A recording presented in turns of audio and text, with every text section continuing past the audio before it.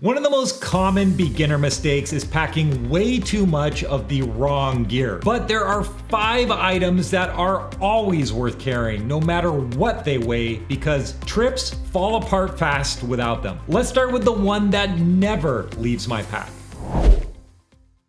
There are very few items I'd call non-negotiable on a backpacking trip, and a rain jacket is one of them. Because it's one of the only pieces of gear that protects you when conditions change faster than you expected. I've carried a rain jacket on trips where it never left my pack, and it still earned its weight. That's the point. The moment you need one, it's already too late to wish you'd brought it. Weather forecasts can change fast, and the same area can feel completely different once you move from a valley up to a ridge. And I can tell you from experience that a 0% chance of rain in the forecast does not guarantee that it won't rain. And what makes a rain jacket always justified isn't how often it rains, it's that it fills several practical gaps in your clothing system in addition to protecting you from unexpected downpours. When you stop moving during gusty weather, it can serve as a windbreak and slow heat loss. If temperatures drop more than expected at camp, it becomes an extra shell over your insulation. And at night, you can even pull it over the foot box of your sleeping bag if your feet get cold. And across well over 100 trips, this is the piece of gear that permanently lives in my pack year round. It saved my butt countless times, and it's why this list starts here.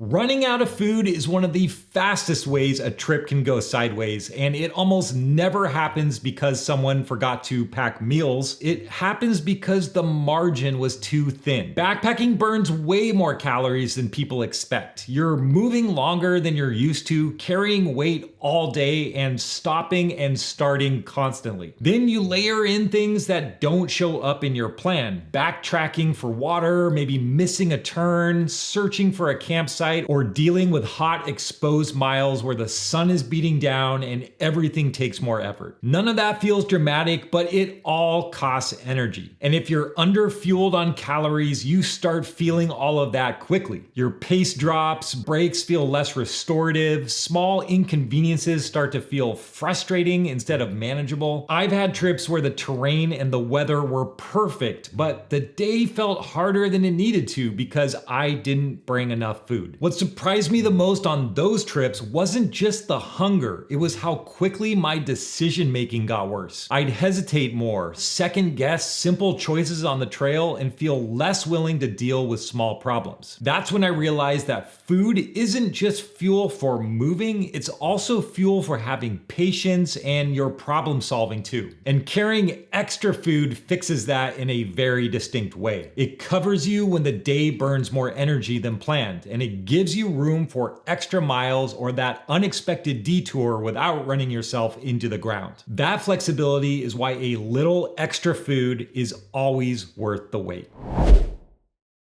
One of the most common moments on a backpacking trip is realizing you're colder than you expected to be. The forecast looked fine, the clothing plan made sense at home, and yet you find yourself dealing with colder weather than you accounted for. Sometimes the temperature just drops lower than predicted. Sometimes the wind is stronger or lasts longer than expected. Sometimes you get wet during the day, and that accelerates heat loss more than you planned for. More often than not, it's a few small things stacking up rather than one obvious issue. A lot of backpackers run into this in the early morning hours at night. That familiar feeling when you wake up and realize the cold really crept in overnight. At that point, there aren't many good fixes available if you're already wearing all your layers and didn't bring anything extra. And the tricky part about cold is that it compounds. Once you start losing heat, it becomes harder to warm back up, especially when you're tired, dehydrated, or low on calories. And unlike hunger, which you can usually fix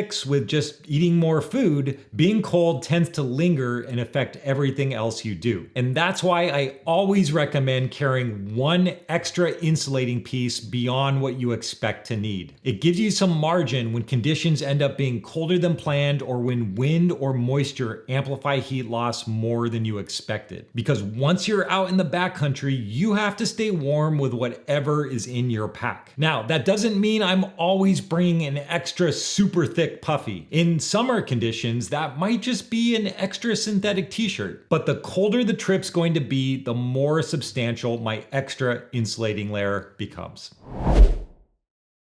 Clothes get dirty fast on a backpacking trip. Sweat builds all day, dust and grime work their way in, and if you deal with rain, wet brush, or water crossings, it's pretty easy for everything you're wearing to end up at least a little damp. And most of the time, that's just part of hiking. But the issue shows up once you stop. At camp, those same clothes don't feel manageable anymore. Now they're cold, they might not dry quickly, and they're the last thing you want against your skin at the end of a long day. That's when having something clean and dry to change into at camp makes a bigger difference than people expect. Dedicated sleep or camp clothes creates a clear reset. You get out of your hiking layers, your body warms back up, and mentally it signals that the hard part of the day is over. That alone does a lot for morale, especially on multi-day trips. And there are practical benefits too. Dry clothes protects your sleeping bag or quilt from moisture and body oils, which helps it insulate properly. They also give you a reliable fallback if your hiking clothes never dry out, which ties right back into the extra insulation we just talked about. And yes, bringing a full set of camp clothes does add a little extra weight, but even something as simple as just some dry socks and a clean shirt can change how the night feels. That small separation between your day clothes and your night clothes goes a long way towards a more comfortable camp, better sleep, and better recovery.